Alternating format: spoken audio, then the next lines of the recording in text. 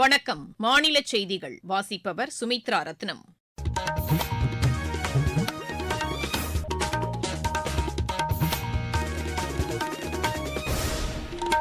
தலைப்புச் செய்திகள். பழங்குடியினரின் மேம்பாட்டிற்கு தமது அரசு கூடுதல் முக்கியத்துவம் அளித்துள்ளதாக பிரதமர் திரு நரேந்திர மோடி கூறியுள்ளார். தேசப்பிதா மகாத்மா காந்தியின் கனவை நனவாக்கும் வகையில் பிரதமர் செயல்பட்டு வருவதாக மத்திய இணையமைச்சர் திரு எல் முருகன் தெரிவித்துள்ளார். சர்வதேச தரத்திற்கு இணையாக கல்வித்துறையை மேம்படுத்த நடவடிக்கை எடுக்கப்பட்டுள்ளதாக தமிழக அரசு கூறியுள்ளது. சொத்து வரி உயர்வை தமிழக அரசு திரும்பப் பெற வேண்டும் என்று அஇஅதிமுக மீண்டும் வலியுறுத்தியுள்ளது. உலக ஜூனியர் கலப்பு குழு சாம்பியன் பேட்மிண்டன் போட்டியில் இந்தியா காலிறுதிக்கு முன்னேறியுள்ளது. இனி விரிவான செய்திகள். பழங்குடியினரின் மேம்பாட்டிற்கு தமது அரசு கூடுதல் முக்கியத்துவம் அளித்துள்ளதாக பிரதமர் திரு நரேந்திர மோடி கூறியுள்ளார். ஜார்க்கண்ட் மாநிலம் ஹசாரிபாகில் பல்வேறு வளர்ச்சித் திட்டப் பணிகளை தொடங்கி வைத்து அவர் பேசினார். இந்தியாவை வளர்ச்சியடைந்த நாடாக உருவாக்குவதில் பழங்குடியினரின் முன்னேற்றம் இன்றியமையாதது என்று அவர் கூறினார். பழங்குடியினரின் முன்னேற்றம் இன்றி இதனை எட்ட முடியாது என்றும் அவர் தெரிவித்தார். பழங்குடியினரின் ஒட்டுமொத்த மேம்பாட்டிற்காக வளர்ச்சித் திட்டங்கள் தொடங்கப்பட்டுள்ளதாகவும் திரு நரேந்திர மோடி கூறினார். தேசப்பிதா மகாத்மா காந்தியின் கனவை நனவாக்கும் வகையில் பிரதமர் திரு நரேந்திர மோடி செயல்பட்டு வருவதாக தகவல் ஒலிபரப்புத்துறை இணையமைச்சர் திரு எல் முருகன் கூறியுள்ளார். சென்னை பரங்கிமலையில் ஒருங்கிணைந்த விளையாட்டு மைதானத்தை இன்று திறந்து வைத்த பின்னர் பல்லாவரத்தில் நடைபெற்ற தூய்மை இந்தியா நிகழ்ச்சியில் கலந்து கொண்டு அவர் பேசினார். நம்முடைய தேசப்பிதா காந்தியடிகள் அவர்களுடைய மிக முக்கியமான கொள்கை தூய்மை பாரதத்தில் நாம் தூய்மையாக இருக்க வேண்டும்.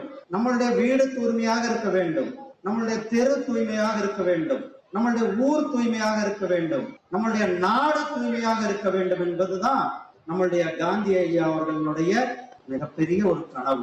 அந்த கனவை நிறைவேற்றும் தலைவராக நம்முடைய மாண்புமிகு பாரத பிரதமர் திரு நரேந்திர மோடிஜி அவர்கள் 2014 ஆட்சிக்கு வந்த பிறகு தூய்மை பாரதத்திற்கென்று முதலாக ஒரு மிகப்பெரிய ஒரு மாபெரும் மக்கள் இயக்கத்தை நிறுவினார்கள்.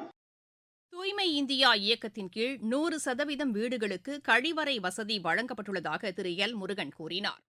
2014 2019 இந்தியாவில் இருக்கிற ஒவ்வொரு வீட்டுக்குமே கழிப்பறை கட்டி கொடுக்கப்பட்டது.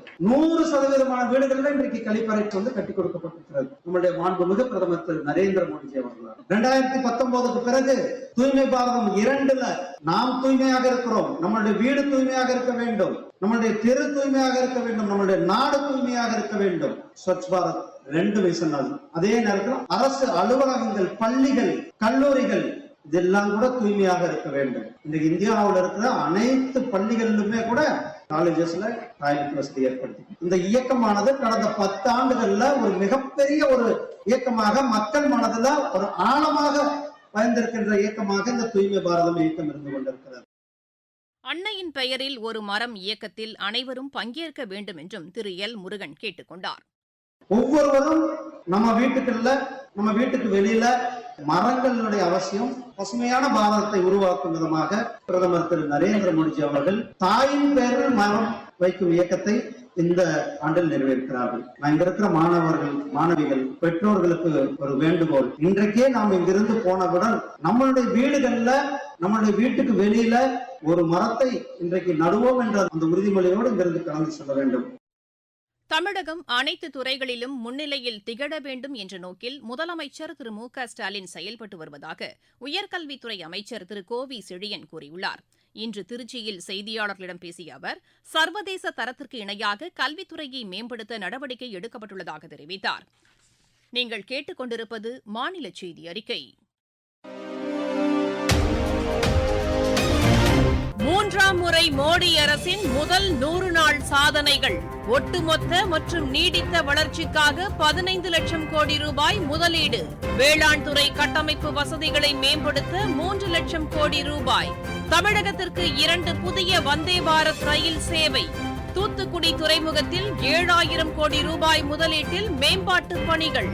11 புதிய நகரங்களுக்கு வானொலி பண்பலை ஒலிபரப்பு விரிவாக்கம். செமி கண்டக்டர் இயக்கத்தில் தமிழகத்திற்கு முக்கிய பங்கு. புத்தொழில் நிறுவனங்களை ஊக்குவிப்பதற்கென 1000 கோடி ரூபாய் ஒதுக்கீடு. வளர்ச்சியடைந்த இந்தியாவிற்கான பயணத்தில் மோடி அரசு. தொடரும் மக்கள் நலத்திட்டங்கள். தமிழகத்தில் திமுக அரசு மக்கள் நலனில் அக்கறையின்றி செயல்படுவதாக அஇஅதிமுக பொதுச் செயலாளர் திரு எடப்பாடி பழனிசாமி மீண்டும் குற்றம் சாட்டியுள்ளார். இது தொடர்பாக இன்று அவர் வெளியிட்டுள்ள அறிக்கையில் திமுக அரசு பொறுப்பேற்ற பின்னர் மின் கட்டணம் 3 முறை உயர்த்தப்பட்டுள்ளதாக குறிப்பிட்டுள்ளார். பத்திரப்பதிவு கட்டணமும் பால் விலையும் அதிகரித்துள்ளதாக அவர் தெரிவித்துள்ளார். சட்டம் ஒழுங்கு முறையாக பராமரிக்கப்படவில்லை என்றும் அவர் கூறியுள்ளார். சொத்து வரி உயர்வை தமிழக அரசு திரும்பப் பெற வேண்டும் என்றும் திரு எடப்பாடி பழனிசாமி வலியுறுத்தியுள்ளார். தமிழகத்தின் ஒரு சில பகுதிகளில் அடுத்த சில தினங்களுக்கு மழை பெய்ய வாய்ப்புள்ளதாக சென்னை வானிலை ஆய்வு மைய இயக்குநர் திரு செந்தாமரைக்கண்ணன் கூறியுள்ளார். எமது செய்தியாளரிடம் பேசுகையில் இதனை தெரிவித்த அவர் சில இடங்களில் கனமழைக்கு வாய்ப்புள்ளதாகவும் கூறினார். தமிழகம், புதுவை மற்றும் காரைக்கால் பகுதிகளில் அடுத்த 2 நாட்களுக்கு ஒரு சில இடங்களிலும் 4, 5 மற்றும் 6ஆம் தேதிகளில் அநேக இடங்களிலும் இடைமின்னலுடன் கூடிய லேசானது முதல் மிதமான வரை மழைக்கு வாய்ப்புள்ளது. கனமழையை பொறுத்தவரை அடுத்த 24 மணி நேரத்தில் நீலகிரி மற்றும் கோவை மாவட்ட மலைப்பகுதிகள், திருப்பூர், ஈரோடு, தருமபுரி, கிருஷ்ணகிரி, சேலம், திருப்பத்தூர் உள்ளிட்ட வட உள் மாவட்டங்களில் ஓரிரு இடங்களிலும் 3, 4 மற்றும் 5ஆம் தேதிகளில் டெல்டா மாவட்டங்கள் மற்றும் அதனை ஒட்டியுள்ள சிவகங்கை, புதுக்கோட்டை உள்ளிட்ட மாவட்டங்கள் மற்றும் வட தமிழக கடலோர மாவட்டங்கள் மற்றும் அதனை ஒட்டியுள்ள மாவட்டங்கள், புதுச்சேரி, காரைக்கால் பகுதிகளிலும் ஓரிரு இடங்களில் கனமழைக்கு வாய்ப்புள்ளது. சென்னை மற்றும் புறநகர் பகுதிகளில் அடுத்த 2 நாட்களுக்கு வானம் ஓரளவு மேகமூட்டத்துடன் காணப்படும். நகரின் ஒரு சில பகுதிகளில் இடைமின்னலுடன் கூடிய லேசானது முதல் மிதமான வரை மழை பெய்யக்கூடும். அடுத்த 2 தினங்களுக்கு கடல் பகுதிகளில் சூறாவளி காற்று வீசக்கூடும் என்பதால் மீனவர்கள் மீன்பிடிக்க செல்ல வேண்டாம் என்றும் திரு செந்தாமரைக்கண்ணன் கேட்டுக் கொண்டார். மீனவர்களுக்கான எச்சரிக்கையை பொறுத்தவரை அடுத்த 2 நாட்களுக்கு குமரி கடற்பகுதிகள், மன்னார் வளைகுடா பகுதிகள், தென் தமிழக கடலோர பகுதிகள், மாலத்தீவு கடல் பகுதிகள், வங்கக்கடலின் வடபகுதிகள் மற்றும் மத்திய கிழக்கு வங்க கடற்பகுதிகளிலும் சூறாவளி காற்று வீச வாய்ப்புள்ளதால் மேற்கண்ட நாட்களில் மீனவர்கள் இப்பகுதிகளுக்கு செல்ல வேண்டாம் என்று அறிவுறுத்தப்படுகிறார்கள். மாவட்டச் செய்திகள். திருவள்ளூர் மாவட்டம் கோரமங்கலம் ஊராட்சியில் நடைபெற்ற கிராம சபை கூட்டத்தில் மாநில அமைச்சர் திரு நாசர் சிறப்பு அழைப்பாளராக பங்கேற்றார். திருவாரூர் மாவட்டத்தில் குழந்தை திருமண முறை ஒழிப்பு குறித்த விளம்பர பதாகைகளை ஆட்சியர் திருமதி சாருஸ்ரீ இன்று வெளியிட்டார்.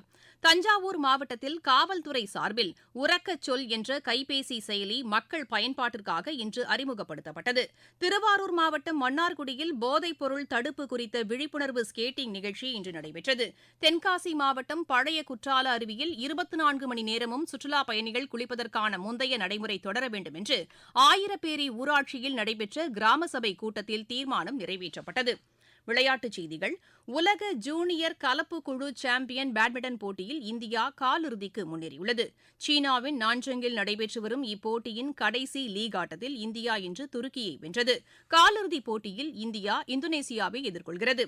உலகக்கோப்பை ஜூனியர் துப்பாக்கிச் சுடும் போட்டியில் இந்தியா 4 தங்கம், 1 வெள்ளிப் பதக்கம் வென்றது. பெருவின் லிமாவில் நடைபெற்று வரும் இப்போட்டியின் 25 மீட்டர் ஆடவர் பிரிவில் முகேஷ் நெலவல்லியும், மகளிர் பிரிவில் திவ்யான்ஷியும் தங்கப்பதக்கம் வென்றனர்.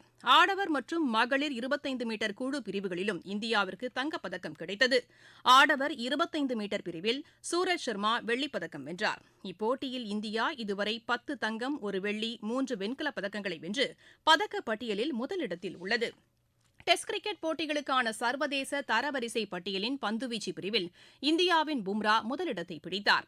பேட்டிங் பிரிவில் ஜெய்ஸ்வால் 3வது இடத்திற்கும் விராட் கோலி 6வது இடத்திற்கும் முன்னேறியுள்ளனர். ஆஸ்திரேலியாவுக்கு எதிரான முதலாவது இளையோர் கிரிக்கெட் டெஸ்ட் போட்டியில் இந்தியா 2 விக்கெட் வித்தியாசத்தில் வெற்றி பெற்றது. உலகக்கோப்பை மகளிர் 2020 கிரிக்கெட் போட்டிக்கான பயிற்சி ஆட்டத்தில் இந்தியா 28 ரன் வித்தியாசத்தில் தென்னாப்பிரிக்காவை வென்றது. உலகக்கோப்பை கோகோ போட்டி அடுத்த ஆண்டு இந்தியாவில் நடைபெறும் என்று அறிவிக்கப்பட்டுள்ளது. 24 நாடுகள் இதில் பங்கேற்கின்றன.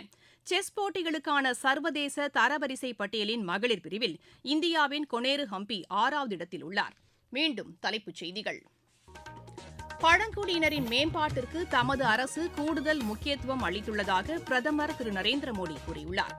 தேசப்பிதா மகாத்மா காந்தியின் கனவை நனவாக்கும் வகையில் பிரதமர் செயல்பட்டு வருவதாக மத்திய இணையமைச்சர் திரு எல் முருகன் தெரிவித்துள்ளார். சர்வதேச தரத்திற்கு இணையாக கல்வித்துறையை மேம்படுத்த நடவடிக்கை எடுக்கப்பட்டுள்ளதாக தமிழக அரசு கூறியுள்ளது. சொத்து வரி உயர்வை தமிழக அரசு திரும்பப் பெற வேண்டும் என்று அஇஅதிமுக மீண்டும் வலியுறுத்தியுள்ளது. உலக ஜூனியர் கலப்பு குழு சாம்பியன் பேட்மிண்டன் போட்டியில் இந்தியா காலிறுதிக்கு முன்னேறியுள்ளது. செய்தி அறிக்கை நிறைவடைகிறது.